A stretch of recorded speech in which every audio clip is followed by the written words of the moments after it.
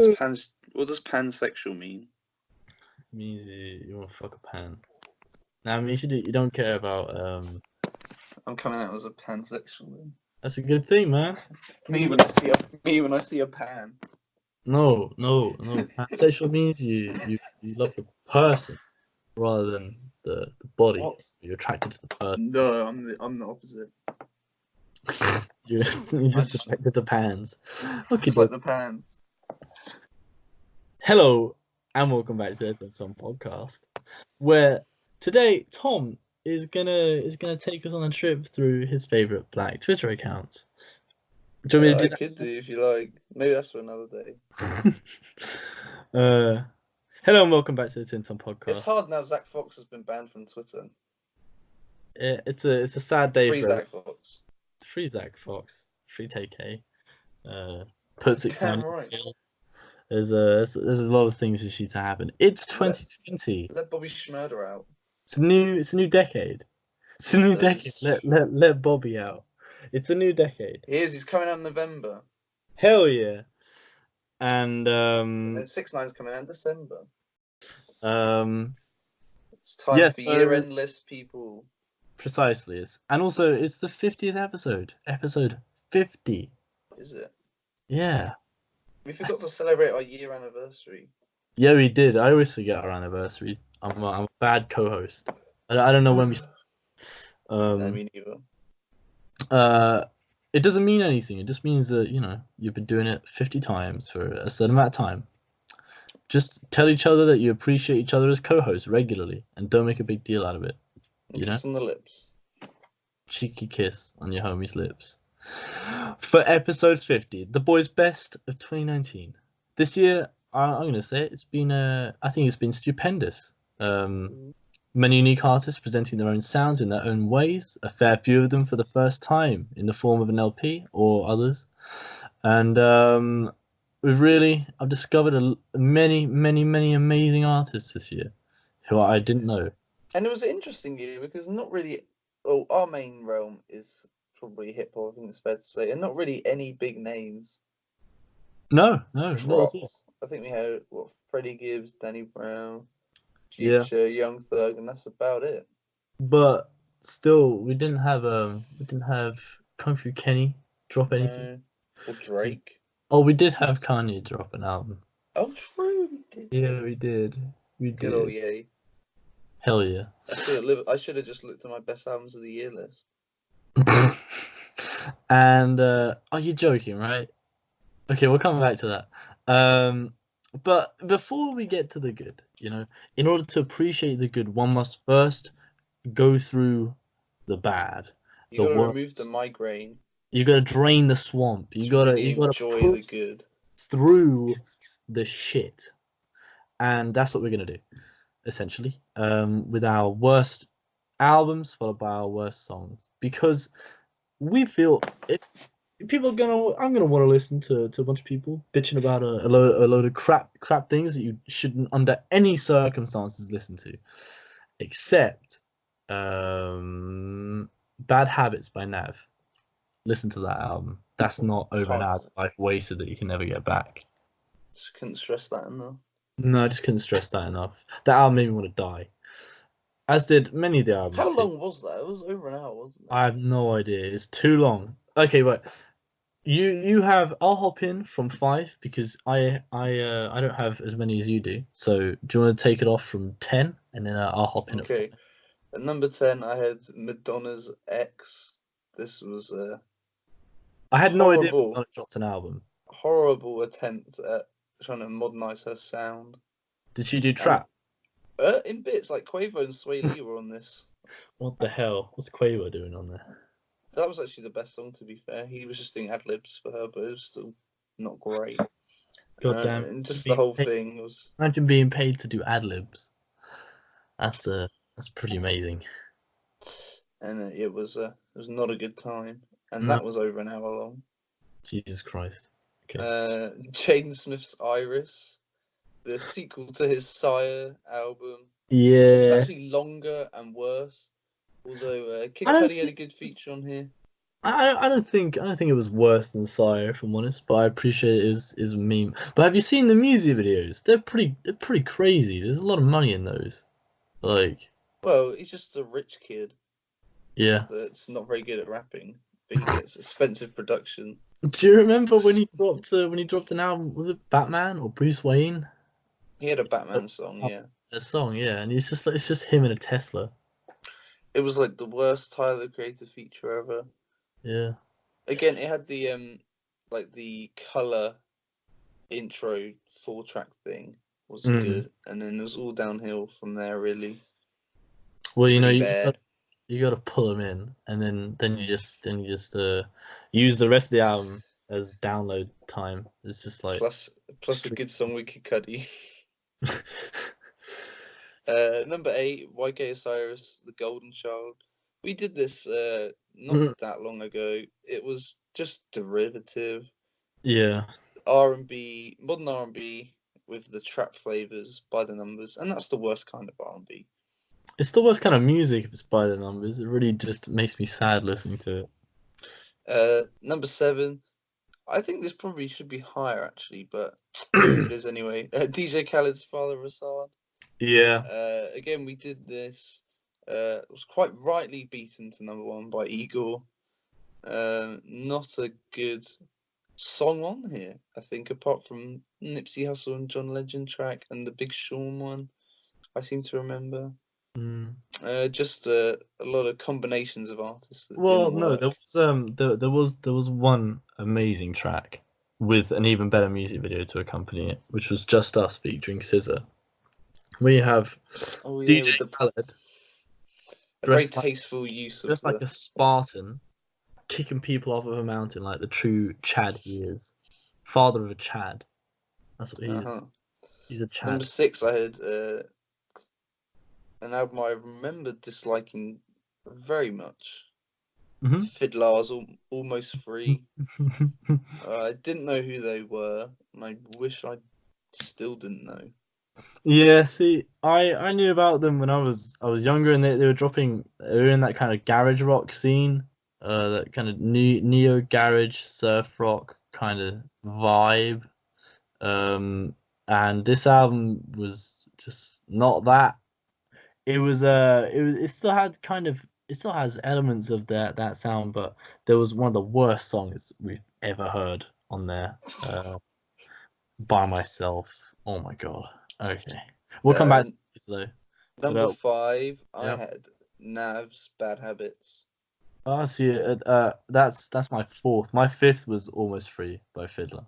Actually, no, I take it back. No, my 5th was my 5th is Kirk by the Baby, which I did not enjoy anywhere near as much as I was hoping I would. It was just a huge disappointment. I really enjoyed his cipher. And I'm pretty sure I heard it. Yeah, he had a great feature on a Post Malone song as well, and it was really just a huge disappointment. I felt betrayed. My evening was ruined, and well, I didn't think it was that bad. It just felt really boring. I've heard it a lot worse this year. I've certainly heard worse. Yeah. For example, an album he actually featured on. My number 4, Chance the Rapper's The Big Day. This of my list, I have to be honest. When listening to all of these albums, I didn't expect to like any of them. I thought Jaden's might be alright. Yeah. But the rest of them I expected to dislike from the jump, except this one, because obviously Chance the Rapper. Exactly. Someone I've been a fan of. Yeah, me too. And it's his debut. Yes, it's debut. It's crazy. And apart from features from my memory, Meg Thee Stallion, The Baby, and Gucci Mane, there was really nothing about this album that was worth listening to. And it was an hour and 15 minutes.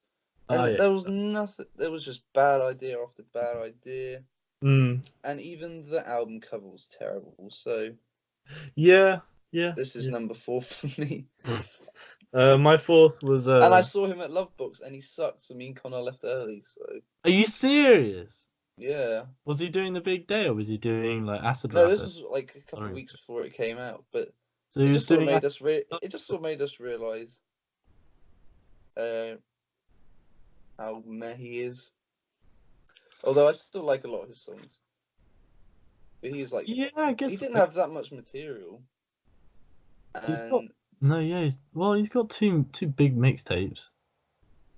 but the main thing that made me realize was that he doesn't actually have that many big songs because apart from Yeah, yeah. very few, like no one was really singing along where we were anyway. But Mm. yeah, so I had the big day at number 4. I've got Bad Habits at number 4. By Good now, old I don't Nab. have the big day on mine because I've still. I just realized. I just thought to myself, I don't want to listen to it. If it's gonna be that bad, why would I want to put myself through that? That's fair enough. At number 3, I have Ed Sheeran's number 6 collaboration project. Exactly the same thing. I've never listened to Ed Sheeran. Why would I listen to Ed Sheeran? I didn't want to listen to Because it. you can listen to him sell out with a bunch of genre crossovers and trendy features. I think I'd rather cut my own ears off. Everything from a psychedelic song with Travis Scott to a rock and roll song with Bruno Mars and Chris Stapleton. That does not And anything in between. It's just a horrendous collection of songs. Very few have Would you call any it? redeeming qualities. Would you call it? And quite rightly is one of the worst things I've ever heard.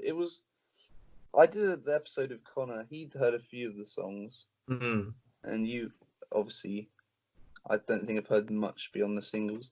Yeah, I've heard. But it's just one song after another of just bad idea plus feature that doesn't really fit, or if they do, then Ed Sheeran doesn't fit the song. Yeah. He's trying to change it. Either that, or it's an actually good sounding song, and then the lyrics are about fetishizing Latin women, and it's just gross. So yeah, thumbs Who's down that? for Ed Sheeran. What song is that from? That's the second track. It has I think it's called South of the Border. Oh my god! And it's got Cardi B and Camila Cabello on it, who are both. Yeah. I think Cardi B's Haitian and Camila Cabello's like got Mexican or Colombian heritage. Or... heritage. Yeah, but either way, very very distasteful indeed. Yeah. And if you like any of these songs, you suck. My third bad is. That's fine. Put it like that, please. Yeah, my third bad is Father of Assad. Made me very sad. That's all I'm gonna say because it makes me sad thinking about it. Number 2, I have another horrible idea, and I think my bottom 3 are just down to just terrible. Like the premise of them is very bad, and the execution is perhaps even worse. I think it's kind of amazing that those albums can get made though, because it's just these people have a lot of money, and they have a lot of yes men. This is the thing with the two of them. This album came out on Rock Nation, and my number 1 came out on Def Jam, who are both. Rock Nation is Jay-Z's label, and Def Jam is like one of the biggest hip hop labels of all time. And that is Vic Mensa and 93 Punks. Vic Mensa, whose career in hip hop has been dying. He had a terrible year. He started off with a BATE cypher where he dissed XXXTentacion a couple of months after he died. Tasteful. We love Tasteful. And his mum was in the audience. Oh my god. Then he dressed in drag for the single, and just ended up getting in a canteen fight and getting arrested, which was nothing to do with the song. What? He just did it, and that was how I found out this album existed, because everyone was cringing to it. And it's basically a rapper's attempt. He's sort of failing since his breakout mixtape. He hasn't really done anything of note except an odd feature with Kanye and Chance the Rapper. What the hell? To be any good. There's big guys. Yeah. And so he makes a punk album and everything from the execution to the tracks. I mean, I wouldn't say I know very much at all about punk music, but this just can't be what it's meant to sound like. And I'm intrigued. Like the guitar playing and all the stuff. Travis Barker, I think, was involved from Blink-182, but yeah, just everything about this. Yeah. For me, was nothing short of horrendous. I can't stress that enough. Yeah. This is a bad album. I've got another bad album. It shouldn't have been made. I guess it's his first. It was his debut album. Another bad debut. Harvard Dropout. Lil Pump. Yeah, Lil Pump. It was He didn't quite make my top 10 in the end. I was looking forward to Liam Pumpernickel's debut. And well, I don't know. It's just sort of disappointing. There were three good tracks that I can remember. I can remember a single song from that album. So forgettable. I had to look through my notes, and there were three which stood out to me, and I think two of which came out the year before anyway. It was a long time in making this album. Yeah, Let's Get It. Drug Addicts, and then the other one was Butterfly Doors. But I mean, these are not even good tracks. Not by his standards, no. Not by any standards. It was just a real waste of time. Just think how much money went into making that project. Well, probably not very much. I mean, it had a lot of decent features, but I think the production was. It was a long time in making as well. Like considering how forgettable it is, they spent too much time on it. Such a wasted investment, in my opinion. It's just sad. Okay, do you want to go first with your? Yeah, it kind of furthers this point. It's and we have talked about it already. It is over an hour long of mediocrity and worse than mediocrity. It's bad habits, and a bad habit is to listen to. A bad habit is to make mediocre music. It's just bad. It's bad, bro. Not good. Okay. My number one is an artist who, since 2014, has been on a gradual downward curve. I was never a fan of this artist, to be honest. And he's been on the downward curve for a little while now. People just started calling him corny because he kept calling himself biracial. Quite rightly, just banging on about it, even though no one really cared. Yeah. As soon as you mentioned that, I knew. And I did review a bad album he released with my friend Lawrence on here a few months ago. Yeah. But he actually, before that, dropped an even worse album in accompaniment with his book, but of the same title, Supermarket. Ooh. By Logic. This is a terrible attempt at making pop rock songs. His singing throughout is terrible. He still manages to rip off a few hip hop classics with a sort of rock interpolation of "Can I Kick It" by Tribe Called Quest and Biz Marquis's "Just a Friend." It seems to be a mixture of ripping off Radiohead, Red Hot Chili Peppers, and Mac DeMarco, just on one after the other. None of those are pop rock. I swear to God, that's AIDS, bro. That's AIDS. So and he's gone there's absolutely nothing worth listening to on here unless you really like Logic, and quite frankly, I don't think anyone does. I'd rather listen to my family be butchered. By Benny the Butcher. No? Not by Benny, hopefully. No. But I mean, yeah. Anyway, okay. What about the song? Garbage. Let's be trash man. Let's scoop through the trash a bit more. These too much because most of them speak for themselves. Yeah. So I'll just blaze through mine and then you can do your top 5. Hell okay. Yeah. Yeah. So Taylor Swift and Brandon Urie from Panic at the Disco fame with Me.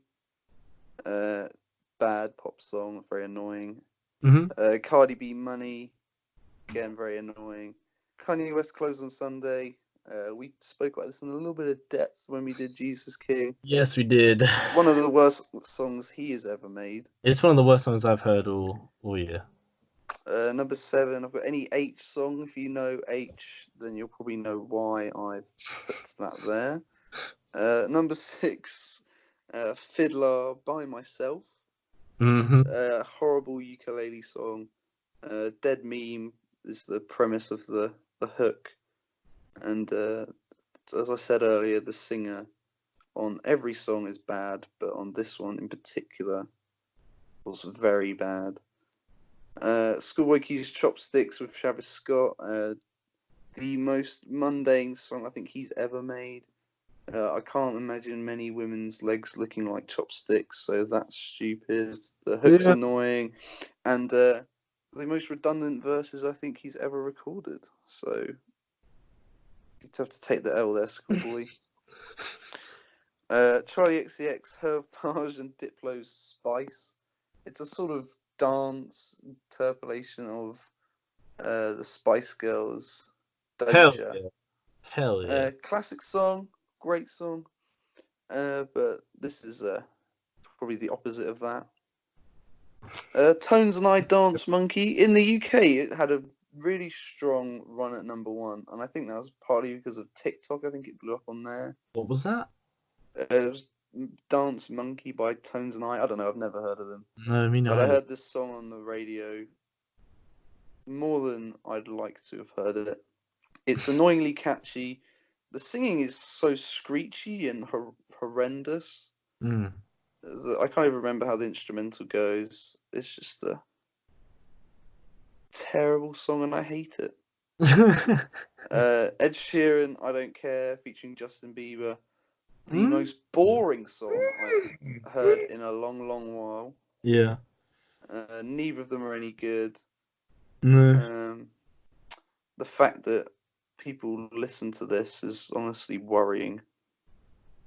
Like, do you not need anything to happen in a song to like it? Well, I guess people like Nav, and that's the same thing, really. And then number 1, Earth by Lil Dicky. I mean, what was this song? It was he just had a bunch of celebrities saying they're animals.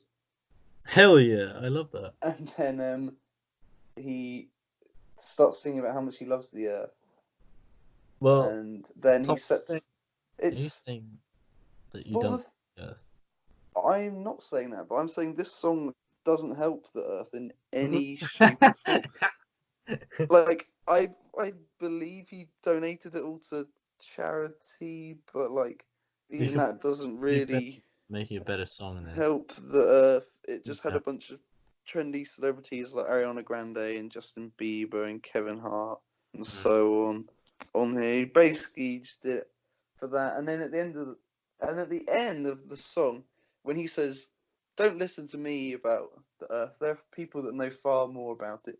Do you know who he says to go to for information? Yeah. Not Greta Thunberg, not any environmental activist, not even David Attenborough. He says to go to actor Leonardo DiCaprio to find out about how to save the earth. He is a climate activist. Is he? Yeah. I did not know that. But he's got a foundation about climate activism, but it's him. probably better to go to a scientist than an actor. I don't even think he's ever played a scientist, so probably not the best person to go to at all. No. He's played a stockbroker, which is probably the worse. opposite of a scientist. So yeah, disgusting song. Yeah. The worst thing I've ever heard. I've only heard it the once. Thank God. And sounds like it's stuck in your mind. Huh? But that's the thing. It had a real big effect. I just can't forget some of the things. Like I've seen it memed a few times. Yeah. But I mean, so that's kind of brought it around again. But it's just so grating and so tasteless, and the fact that it's posing as something that's there for a good cause, Yeah. and yet it's not going to do anything. Like, people probably think that streaming this song is going to solve global warming, No, if it's on and Spotify, really you just well, need the to artist gets like bugger all. use more public transport, or like walk to places you don't need to drive to, recycle, all that stuff, which, by the way, doesn't get mentioned in this song. Like I say, all the verses are just people saying they're animals, like Justin Bieber saying he's a warthog, or Ariana Grande saying she's a giraffe, or Snoop Dogg saying he's a marijuana plant, or Kevin Hart saying he's Kanye West. You know, this doesn't help the environment. And apparently he's got this website set up to sort of help the earth, and it's just full of useless facts. Like, the advice to save the earth is like, vote for the green parties, and that's it. This doesn't help at all. It's just terrible. No, it seems kind of vapid actually, and a bit predatory. It's just using it for that. I don't know why you'd listen to Lil Dicky, but no, that's a whole separate issue. That's a bra moment, man. That's a bra moment for sure. Okay, mine. Number 5, I got Just Us, DJ Khaled. It's just, I mean, as you tried to bring up a few times. I'll let you. It's your song. You go. Okay, well, it's just okay. The worst offending reason it has, it's genuinely offensive. They bloody sampled Miss Jackson. Don't do that. It's not really a proper sample, is it? Isn't it? It's not. It sounds like a remake. Yeah, it's terrible. That's the only part I remember. I don't remember SZA singing. Don't remember whatever DJ Khaled does on songs. I've still never heard him do anything besides do an ad lib. I don't know what DJ Khaled is. I don't know what he does. And this song didn't need to be made. It served no purpose. The only good thing it gave me was a chortle, a chuckle, a little laugh at seeing DJ Khaled's obese body in Spartan armor kicking people off a mountain because he's fat, and it was fun. For his son, he has no choice in getting his name all over these terrible albums. Yeah, poor Assad, man. Oh well. Next we have By Myself. Made me want to crack my head open with the boys. It's terrible. It's it turns into this redundant pop track which doesn't suit the rest of the album, doesn't suit their sound at all, and just it's just so inoffensive and bland. It's the color beige as a pop track, man. It's horrible. It's absolutely horrible. I still resent you for making me listen smack to it. my head into a wall so hard that I got brain damage. In third, I have Family, You and Me. Well, it's actually F9 Milli You and Me by Lil Nas X from his completely pointless EP 7. I think this had a Travis Barker feature, and it's so weird. It's such a weird pop rock track, and it screamed to me that Lil Nas X is just trying to chuck a bunch of sounds at the wall and see what sticks, see what gets streamed the most, and then he'll just pick that as his new direction. And it just seemed like a business venture more than an artistic endeavor, and it annoyed me. And then we have Closed on Sunday, which is a completely it's kind of, when you actually think about it, Kanye made the album to try and explain how he felt as, I guess, like with his faith being renewed, and the way he talks about he's talking about his wife or his faith, and referring to them as like, this track's about family. Yeah, but just comparing it all to Chick-fil-A because they close on a Sunday because of I guess church. It's dumb. It is so dumb. It's just I don't really have words. I thought it was a joke when I heard it the first time. It has this really melodramatic guitar over it, and it's sadly really memorable because it's so terrible. And I wish I'd never heard it. It's the worst part of Jesus is King. It's the worst song I've ever heard Kanye do, and I really hope he just deletes it from the internet. In fairness, have you heard Drunken Hot Girls No. from Graduation? No. That might be No, a no. treat for you one day. Oh god. And then at number one I have I Don't Care by Ed Sheeran and Justin Bieber. When I heard this on the radio when I was on a road trip with some mates, and I thought it was a joke song. I thought it was just like a fake song, like an advert jingle that was playing. When I realized it was a genuine song from Ed Sheeran and Justin Bieber, two huge names in music, and that millions of dollars were behind this, and people have signed off on this, said this is a good idea. This is good music. Let's give this to the fans. And the fact that people ate it up as well makes me very sad. Just makes me very sad. It is horrible. It is the worst song I've heard this year. It's the worst song I've heard for a long time, and I'm sure it will be one of the worst songs I will ever hear in my entire life. And I really just want to live in a world where it doesn't exist and I never hear it again. Yeah. I hate it. Okay, now let's go on to the good stuff. Yeah. 10 best albums of the year.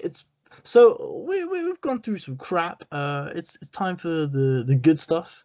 Because while there was a lot of bad things, there were also, I think it was mostly good things. Something that good things. we touched on. I'm not gonna lie, talking about that Ed Sheeran song has really got me fired up and a bit angry. I think I really need to talk about some stuff I enjoyed now. I just can't get Little Dicky out of my head now. No. Okay, so at number 10, I've got All My Heroes Are Cornballs by JPEG Mafia. Okay. I think it's a much more consistent project than Veteran is. I've listened to it a number of times now, and I like it more and more upon each re-listen. I love JPEG Mafia's kind of internet sort of I'm an angry weird millennial aesthetic, and I dig him. I really dig him. I really dig Peggy. I dig his music, and I really dug the album. It's pretty great. It's wholly unique in a genre which is rather bloated, and it's hard to be unique. So, fair play, Peggy. Mm-hmm. Good job. At number 10, I had hip hop's King of the Underground in 2019. Your Old Droog, It Wasn't Even Close. Oh, yes. I thought this was the most consistent album he's ever put out. It was his first of 3 this year. It's crazy the fact he dropped 3. He had a lot of good features on here, like MF Doom, Lil Ugly Mane, Rock Marciano, and Mac Homie as well. It was the first time I'd heard Mac Homie, actually. Mm. And even then, the solo tracks were very good. I just think from start to finish, as like a roots hip hop album, it was probably the best of the year. Yeah. I liked it very much. Plus, it had an entire song of spooky house sound. It did, yes. It's a pretty great album in that regard. And not a single hook. You gotta love that. That's pretty ballsy, actually. I respect that, Your Old Droog. And Do you remember when hip hop, like in the 90s, instead of hooks, they just say the title of the song and then let the instruments play for like hell yeah, a few seconds, and then they start rapping again. That's what we need that back, man. Yeah, we do. We need that back. Okay, at number 9, I've got Anima by Tom York. I watched the short film. Tom York is from one of my favorite bands, Radiohead. He's the front man of one of my favorite bands, and also he's an exceptional solo artist. He was a busy boy this year and the year before. He did his first film soundtrack for Suspiria in 2018. Amazing soundtrack. For an amazing film, 2019 he drops Anima along with a short film which he is in, directed by Paul Thomas Anderson. It was amazing. It's all interpretive dance. It's really really great, and it showcases some of the best tracks. One of my favorite songs of the year, and I'm sure for I guess for time to come, it'll be one of my favorite songs. Was on this track, or was on this album. It does get a bit long in the tooth towards the end, but it's a great kind of it's electronic music. It's a bit IDM. It's really really great, and I really recommend it to anyone. Okay. I've got Little Sim's Grey Area at number 9. Ooh, It's that's a grown on me since we reviewed it. mm, I just think she upped her game to a whole new level. Lots of great songs. mm, And the track list was kept tight and short, which I love. mm, All the features, there weren't many, but they added so much. yeah. And I just think the Sims needs a salute for that. She really held it down for the UK this year. Certainly hip hop wise, it was the best album in my opinion that came out. Damn, that's So, quite something. and Fair. she was good in Top Boy as well. So shout out Lil Sims. I know she was in that. Kidoki. Number 8, I've got a hip hop album. I got You Know What I'm Saying by Danny Brown is number 8. It's refreshing to hear from him again and to hear him developing his sound more. A lot of the tracks felt a bit more old school, because a lot of the stuff that we listened to and a fair amount of the stuff on the Trust exhibition was felt a bit more hip and modern, whereas this is it was still able to be hip, but it felt a bit more old school, yeah, you know what I'm saying. Yeah, and it was great. We love to hear from Danny Brown. He's one of my favorite rappers, and kind of got me appreciating music, and I'm happy to say that I still am with this album. It's great. Number, what are we on, 8? I Yeah. have Charlie by Charlie XCX. Very Honorable futuristic mention. pop song, great album. I meant album. I just think the track list is a little inconsistent, that's why it's not higher on my list, but I love the vast majority of the songs. All the features apart from Lizzo are great. So yeah, shout out Charlie, keep doing your thing. I think the production and her are consistently great, so Oh, definitely, yeah. for The that production on that project is amazing. I was re-listening to it not long ago, and it is exceptional. Yeah. Okie dokie. Number 7, I have an epic. It is an epic of an album, and in regards to its size, its grandiosity, and in the fact that it is pretty epic, an epic within album. It's Flamagra by Flying Lotus. Ooh. Yeah, it has tons of features, like David Lynch among them, for some reason, but it works. It still works. I love hearing. Director. Really? Is that why then? Yeah. Oh damn! Oh, I can definitely see that. And yeah, so I mean, we have like features from Thundercat, Anderson .Paak. Thundercat's all over this thing, and I love it. He was all over. It's just great. The two seem to be like pretty inseparable. They're always all over each other's stuff, and it's great. It's a huge album, and it is the only thing. But I mean, I guess you just get a lot of bang for your buck. He really gives you a lot of game for $9.99. So yeah, there you go. I've got number 7, Freddie Gibbs and Madlib's Bandana. The production is soulful and classy throughout. Freddie really upped his game to a whole new level. Not as many good features on Bandana, but Pusha T and Anderson .Paak in particular are great. Tracks like Half Main, Half Cocaine, when that gets going, Cataracts. All those songs are just Exactly. so good. Yeah. So yeah, been waiting for this for a long time, and it did not disappoint. Because didn't Pinata come in like 2014? Yeah, it was a This is a long time long ago. time ago. Yeah. Great. Okay, number 6, I have Case Study 1, Daniel Caesar. Ooh. I hadn't listened to him before. You told me to check this one out, and as soon as I heard that first track, man, I was sold. I've listened to this album countless times. I love it. I love it. It's so catchy. It's so soulful. It's got some great instrumentals, some great singing from Daniel Caesar, and some great cuts in it. Honestly, it is a real treat for the ears, and it's my summer in an album pretty much. I loved it. Number 6, I have Young Thug's So Much Fun. Purely because it is so much fun. Yeah, definitely. It's definitely not. It definitely is too long, and it definitely is not lyrically anywhere near as good as the last few hip hop albums I've had. But like some of the songs are just so good. Yeah.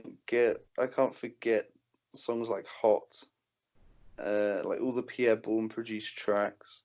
The one with Juice WRLD as well, R.I.P. Ecstasy as well. Ecstasy before Machine Gun Kelly was on it. Exactly. There is a version without the one it. The one with Lil Uzi. There's just so many good songs on here. Yeah. He really, when he's on his A game, Young Thug. Oh yeah. He might be the best trap artist to ever do it. Yeah, I think there's that's a point that can be made and argued for. Yeah, I'll give you that. Okay, number 5. It's heating up now. These are getting some pretty damn good albums, right? Number 5, I have Magdalene, FKA Twigs. It was not long since we reviewed that last time, and At number 5, I have Magdalene by SK Twigs. Oh my god! Okie dokie. Well, it's such a beautiful, powerful album. It's FKA Twigs' voice is just sublime. It's vulnerable. It's so much. It's it's emotion. It's raw. It's beautiful. And no other album has been able to like get under my skin and affect me the way that it's able to. It's pushes comfort zones and boundaries. Definitely, but in the best ways possible. It really makes one think about apart from Come Home to You, all the songs are so good. Oh, and even that has a good bit of great. This is a good hook. Yeah. And the track list again is tight, although the songs are quite long. But they don't feel it. They really don't feel their length at all. It's one I consider getting on vinyl, man. Is something. Sure is something. Okay. Are we going on to number 4? Yeah. Okie dokie. 4, I've put it on and I don't know, man. I was listening to it last night and it wasn't really doing me the best, but I'll still okay. It's Is He Real by IDK. Now it's just the sequencing between. I think I may have placed it a bit too high in retrospect, but oh well. It's the sequencing between tracks for a debut album, which I believe this is. It is exceptional. I feel you can't underplay that. Then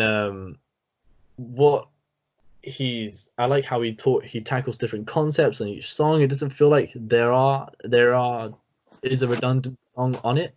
Loads of the samples are great. There's an amazing feature from I think Rico Nasty and Pusha T are on Porno, which is one of my favorite songs from the year. And just the closer, man. The closer hits hard. How he tells that story, and he does tell stories, and I really like that. I like a storyteller. because I like listening to stuff. But it's good. It's pretty great, and as a debut project, it is stellar. Number 4, I've got Thank You Next by Ariana Grande. Yes, a very Came good out album. right at the start of the year. It's just it's her best work to date. It really shows how she's matured as an artist, and just telling real stories of her like headspace. The vocals are consistently fantastic. The production's very good throughout, and it's just I think you said it when we looked. It just shows her as a real person and not just this Definitely, yeah. star that's gone from being on TV to being a singer and just had it easy the whole time. And I like that she's taken a lot of control of her stuff, just told the world. So yeah, keep doing your thing, Ari. You're on an upward curve right now. Oh, definitely. Okie dokie. Number 3, my third best album of the year. And break up with your girlfriend because I'm bored. Best album title, best song title of the year. Oh, definitely. But my third best album of the year is Zoo by Denzel Curry. And so I've come back to this album so many times. Wish featuring Kiddo Marv is one of my favorite songs of the year. This album, it really put Curry on the map for me, and I adore it. I love it so much. I think that every single song on this is great. I love the skits. I love the retro kind of throwback sounds there are on this, and the vibe. There's these really heavy 90s hip hop influences on it, and he kind of transforms them and does his own thing with them and puts his own kind of hardcore just sheen over them and modernizes it, and it's great. Honestly, it's a real bloody strong album, and yeah, I've become a really big fan of Denzel Curry since. So and what of the cave episode? Oh yeah, definitely. He had the best freestyle by far, and it's yeah, it's an exceptional hip hop album, and it is one of the best from last year by far. Just knocks everything else out of the park in my opinion. Okie dokie. I've got Igor by Tyler, the Creator. I was wondering where that was gonna be. Oh yeah, I love this album. I still listen to it all the time. Saw him when he finally got unbanned. I was at the first show. Yeah, in that's Brixton. Cool, he killed it. He was just fantastic, and I think the way this album, the tracks just flow in one seamlessly from one to the next. The production's so weird and like almost lo-fi and hi-fi at the same time. It doesn't really make any. It's hard to describe how good it is. If you haven't heard it, it's quite hard to explain. But like the features all add so much. He brings his performances to a whole new level. This is his best work to date. He even got Louise Vert to sing, and it sounded good. So that for me, I love it, and I think it deserves to be this high. Yeah. But crucially, no higher. But I love this. Crucially, no higher. Now that feels like there's something to unpack there. I guess we'll get into it in a second, because my number 2. I thought the two above were better. Yeah, I guess. I want to know how much better you think they are, though. Okay, number 2 for me has already been said. It was Bandana by. Oh shit! Yeah, it's grown on me more and more since I've heard it. One of the things I saw which really kind of hit home for me is how good this was and how much I liked it was the Colours show that Freddie Gibbs did, where he performed Fake Names. So many of the beat switches on this album are just amazing. They are seamless. They are so smooth. All of the beats are great in their own right. The only one I don't like is Half Man, Half Cocaine. That is the only song I don't like on the entire thing. What about the Just second half of that song? yeah, no, this it's just the first half I don't like. That's all. Gonna If there's say. gonna be one song I don't like, it's that song. But yeah, if anything, it's just the first half that I don't like. But Even then, the first half is Eric Andre in the video. yes, it does. Yes, it does. So I guess if you watch the music video, it's a good song in general. But yeah. So Freddie's flows are just insane. I don't know how he's able to get that weird staccato flow that he has over a lot of these at times hectic and very packed, dense beats. It's nothing short of like genuinely impressive. He is the best rappers out there right now, and he is criminally underappreciated in my opinion. He deserves to be way higher because he still feels a bit underground, despite not being underground.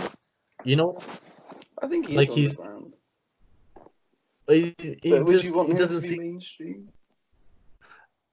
No, I don't want him to be mainstream, but I just want to hear more people bumping his music. I don't like it when I put him on at a party and someone's like, "Who's this?" It's like you should know who this is. If you like rap, you should listen to this album because it is the best rap album of 2019 by far, and I think it's gonna be one of the best rap albums of the decade. Okay, Still what's not your number better two? than Pinata. No, still not better than Pinata, but hey, being a close second to Pinata is not that bad. I have Norman freaking Rockwell by Lana Del Rey. I love this album, man. Love that album, man. You love Huh? it. You I you never do. you I never play it all about the this time. album. Yeah. It's I still listen to it a lot. I just think for how long it is and how many songs there are, it's just so consistently good. I think Jack Antonoff's production for it is fantastic. The song concepts are like so interesting to listen. And considering I've never even cared to listen to a Lana Del Rey album before, Yeah. uh, and This this is is something, fire. bro. It's something. Hell yeah. Okay. I mean, like the first songs in particular, first like 4 or 5. Just great. Her vocals are so good throughout as well. I just can't get over it, man. Mm. Fuego. Okie dokie. My number one of album of 2019. Okay. Do you reckon we have the same It's album? I think we do. I think we do. Um I'm certain we do now. But okay. So anyway, it's Dialect from 2018. It's my best Let's come album back of again. 2018. It's come back again. Uh, no, so my best album in 2019 is When I Get Home by Solange. I have it on record, man. We have the same number one. That's good. That means we're obviously meant to be doing this together. Hell yeah, bro. You're a great co-host. I appreciate you. I want to get it on vinyl. I might get it on vinyl.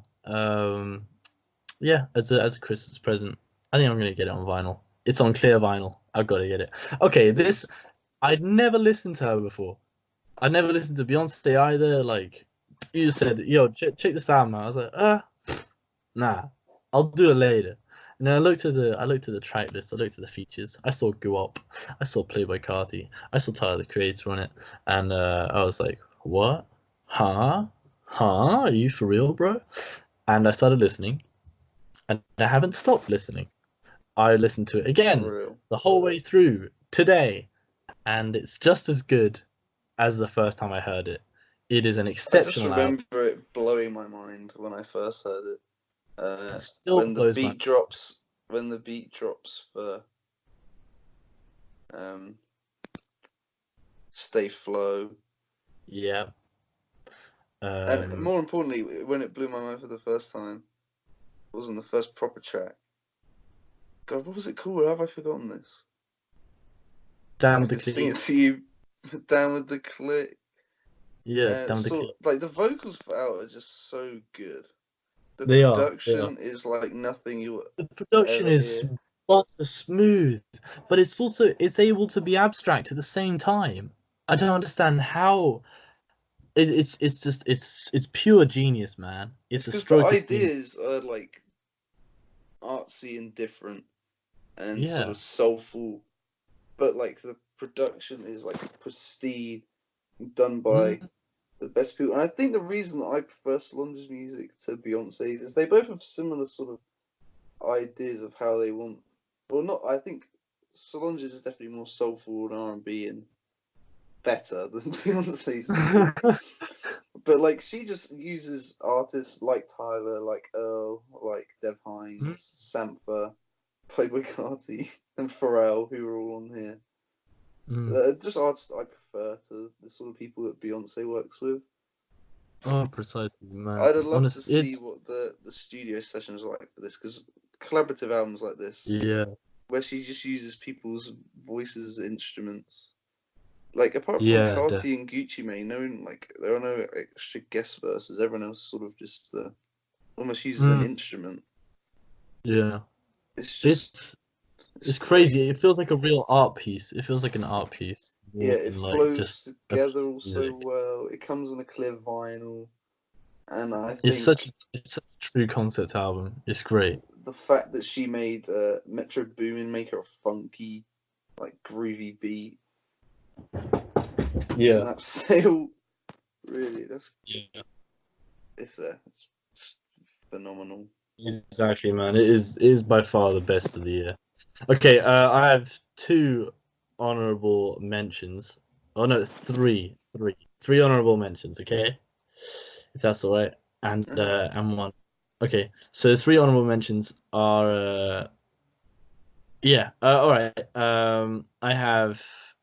I'd like to shout out Late Night Feelings, kinda, because I mean that was just as an exceptional pop album that I hadn't ever heard before, and then and actually liked it. And then there's two kind of more abstract albums from new artists who I'll come on to later, but 1000 Gex by 100 Gex and Schlagenheim by Black Midi are two just amazing albums which came out this year from way out of left field.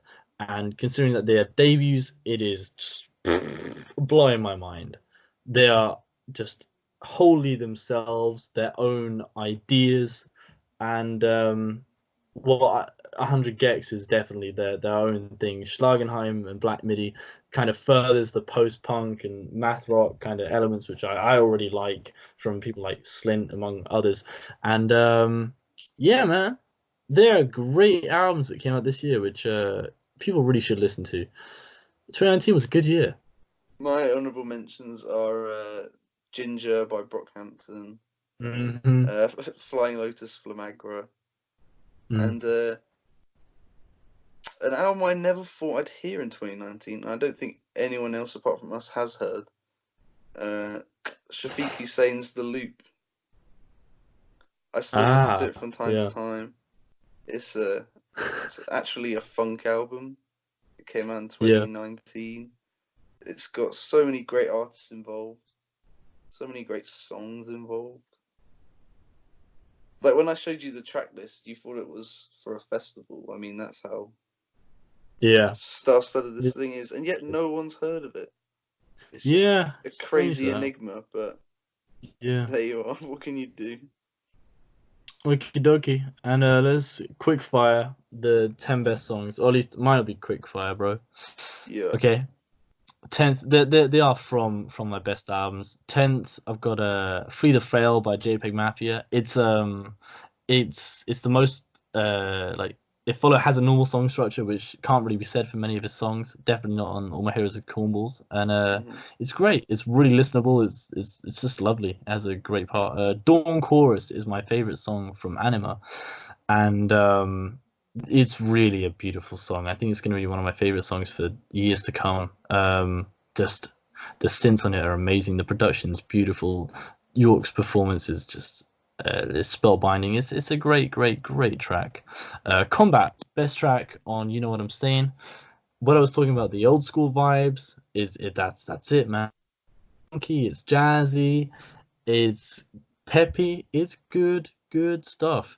And then Fire is Coming, the most abstract song from Flamagra, featuring David Lynch, talking about this buzzsaw story. I don't know what's happening. It feels like it's in a void space, and then it turns into this amazing epic where the fire is coming and the sky is burning.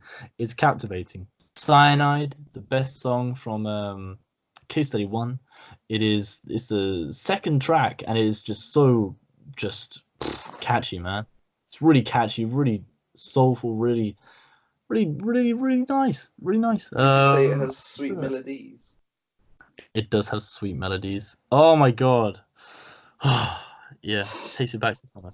Cellophane is just hugely powerful, and really is the swan song of Magdalene in my opinion. And it's yeah, just blew me away. It's the last song.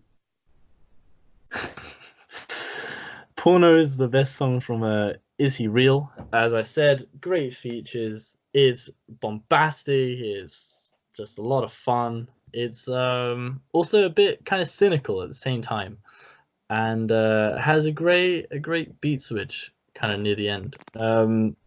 Third, Wish, as I said, best song from Zoo. It just feels kind of retro, has this kind of 80s vibe whilst being hard as frick, and it's great. You don't mess with a South Florida dude. I'm not gonna do that because he repeated it several times in the song, and I don't want to now. Cataracts is the best song from Bandana, in my opinion. It just showcases everything. The beautiful, butter smooth beats, Freddie Gibbs doing some crazy flows, and it just feels very like celebratory and just bombastic in the best way possible. Yeah, I couldn't believe that was an entire song of that beat. It felt like it would be like one beautiful beat that would be in there for a second, and then the producer takes it away, so you want more. But no, Madlib is a good guy, so he left it in there for the whole time. It was two minutes of bliss, and I am gonna say Bins is my favorite song from When I Get Home. What? And you know who I share that in common with? Barack Obama.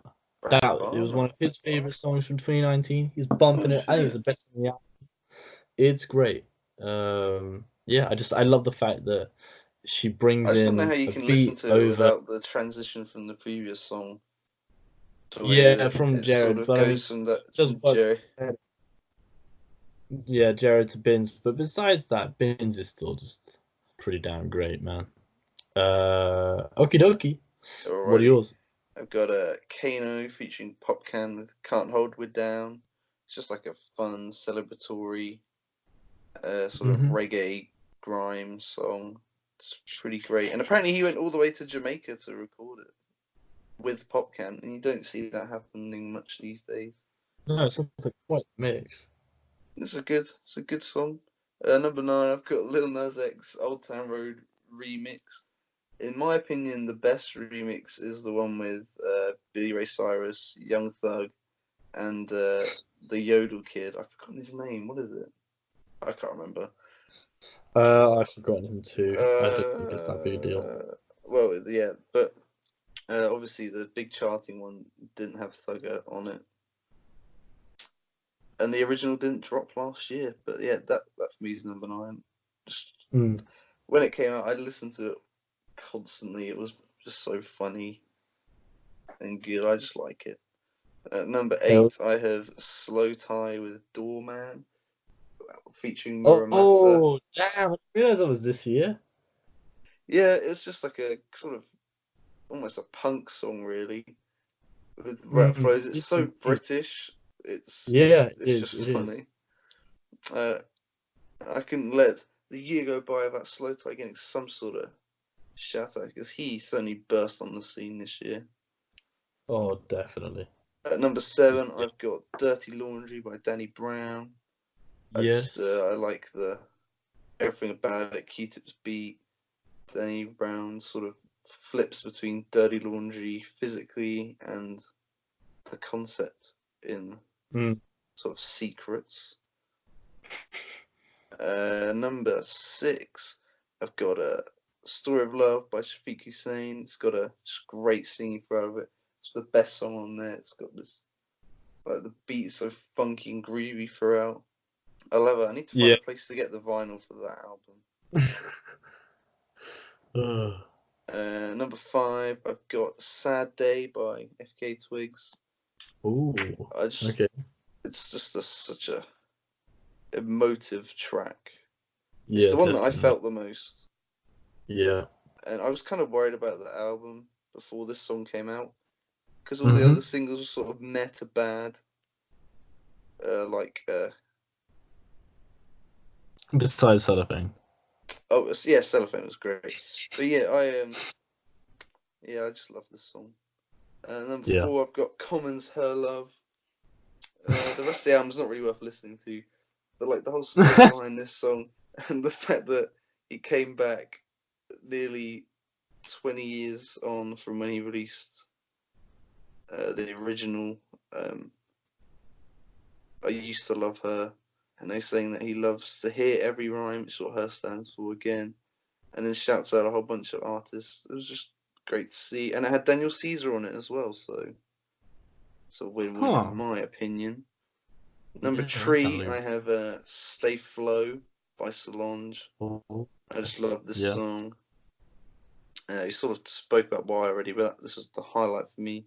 Number 2, I've got Ricky by Denzel Curry. Damn! This song goes so hard. Definitely. Sort of the family ties mixed with the fighting ties, just aggressive. Yeah. It's Denzel at his best. Oh, definitely. Number 1, I've got Young Thug featuring Gunna with Hot. The trumpets in this song are fantastic. Gunna's actually interesting, and Young Thug also interesting.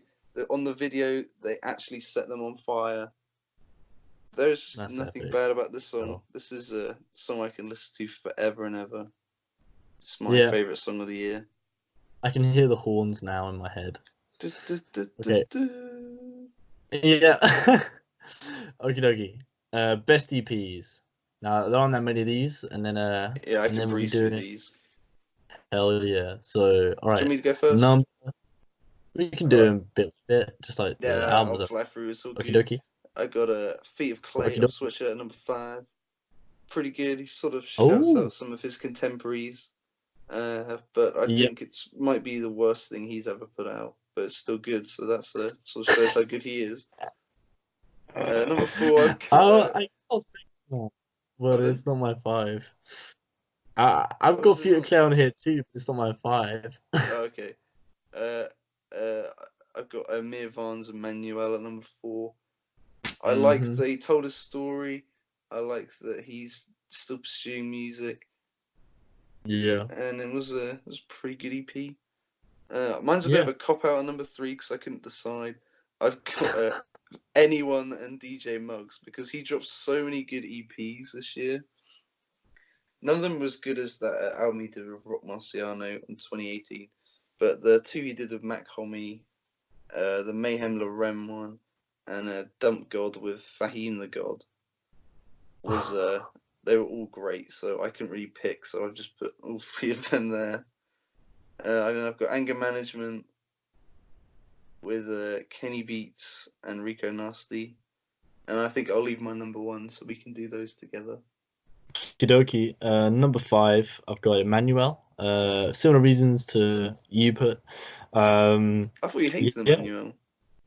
In hindsight, like, I mean, we didn't really listen to any EPs for one, but also, I there was that one track on it which actually I liked, and it's just grown on me since. Was that Pop Drunk or the title track?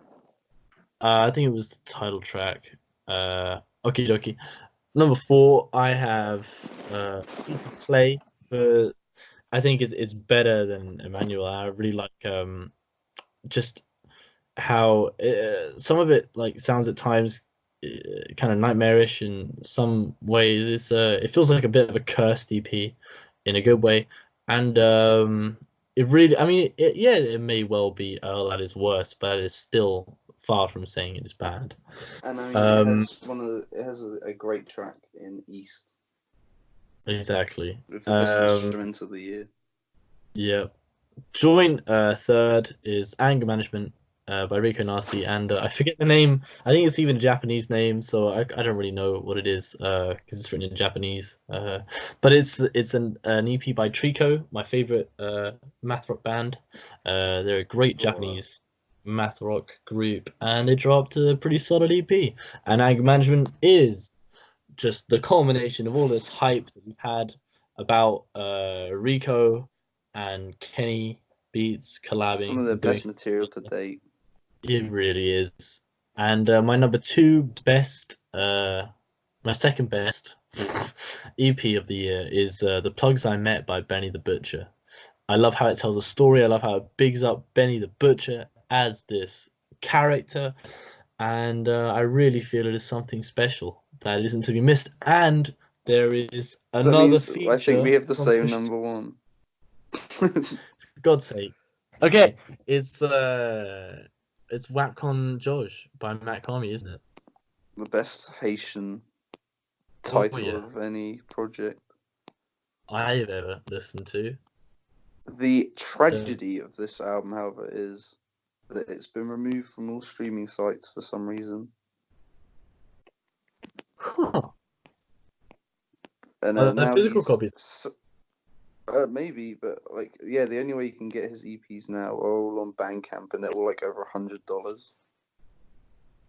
Oh my god, what the hell? Which is kind of crazy. Yeah. But yeah, this like the production on this is so good throughout.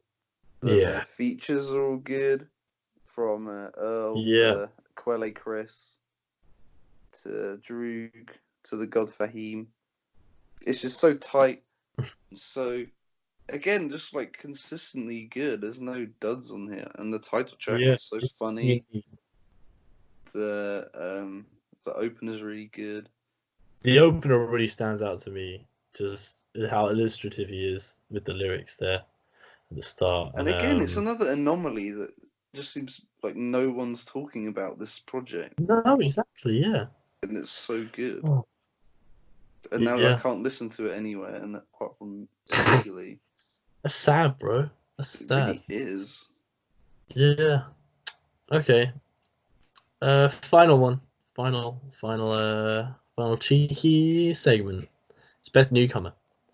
Now, I have 5. 5? I've got 3. I've got 5 to do now with. Now, I think in regards to people who made like a big impact and made a big name for themselves, I mean, these are nominated for best newcomer. It's Billie Eilish and Lil Nas X, but I don't particularly like either of their music that much, so I don't like them as best newcomer. But I can totally appreciate why they're being considered it. But I feel it would be a bit of a cop out if they are, when they kind of, I don't know, man. There's people who are more deserving and more unique who have come out this year, like Bluff. Where was Bluff last year? We didn't have Bluff last year. We have Bluff this year. And where was he on your best album list? It was gonna be one of my He was number 11. Options. But I thought I'd save him for now because I love Cease and Desist. Still listen to it every now and then. It's like free to listen to on YouTube. Yeah, it is, and it's such a weird album. Don't know what possessed Eric Andre to make it, but he did. And party. Do you remember? Yeah, I do. It was pretty lit, and it's yeah. I think Bluff is more deserving. They really came out of nowhere, and they've made a bit of a scene, and then the other remaining 2 are 100 Gex and Black Midi. Less for their impact, despite both of them having had an impact. It's more of a impact on their subgenres and on internet subcultures in general. They've become a bit of a meme because they have just done such a great job with their debut albums that everyone was listening to them in their respective cliques at some points, and so they did become kind of memey. But they've just had huge impacts, I feel, on the subcultures and on the subgenres and of kind of post-punk and I don't know what the hell you call 100 Gates' music. It's like it's glitched, man. I know what It's just broken. Freddie Mercury calls it. Well, me and Freddie Mercury agreed to disagree on 100 Gex. I'll respect his opinion as another human being and as a great musician, but I won't respect it on the 100 Gex. I think he's wrong. Okay, what do you think, Tom? So I got 3. I've got TJX6, it's a rapper that raps about hacking and scamming. It's just a new concept I never thought I'd hear. And his rapping style is a bit like Lil B. He sort of reminds me of. And he recently was in the cave with Kenny Beats. And his like instrumental choice, it's not trap, which is good. It's just this sort of interesting beats. And I think as he gets bigger and works with more artists, like The Alchemist just shouted him out on Twitter the other day. So if that happens, that'd be great. But yeah, I only sort of discovered him at the back end of the year. I've only listened to his latest mixtape, but it was like just his subject matter is so like abstract. Yeah, it's crazy. Like when he's not rapping about scamming people, like the imagery is just insane. My second one is Slow Tie. Just really came out of nowhere for me. Me too. Northampton's finest. The album, Nothing Great About Britain. It didn't really like some of the songs were really good, but it wasn't like overall that good to me. But I just I loved some of it, and I loved seeing him at Love Box. He was really good. I imagine like the energy is crazy, and it's just like lyrically, it's also British. Not, definitely. Like how you stereotypically would expect it from the outside in, but this is how it really is, and I like that about him. But my favorite new artist was Mac Homie. This guy just seemed to be everywhere. He really blew up this year, and I'd never heard of him before the start of this year. So he's definitely for me the best new artist. So yeah. What rating would you give 2019 as a year, Tom? What musically? I no, just in general, man. Just in general. I'd say it was an alright year. I'd say it was like a 7 out of 10. About a damn out of 10. I enjoyed myself quite a bit this year. Yeah. Yeah, I'd probably up it maybe to like an 8. Okay, so you got 7 out of 10 for 2019. I didn't really have any personal body damage or no, that's a good point. Actually. The music was mostly good. Went on some cool trips this year. Yeah. Went to Scotland for the first time. So, yeah, no, I think I'll say that. Yeah, it's pretty an 8 out of 10. I think I'll agree with you on that. Yeah. Good memes as 2019 done. Completed it, mate. And on to 20. Labour didn't get in, so beautiful year. And with that, I've been Tim. I've been joined by my good friend, me, and it's been 2019. You've been listening to the 2019 podcast, episode 50. Auf Wiedersehen in 2020. Tell us if we forgot.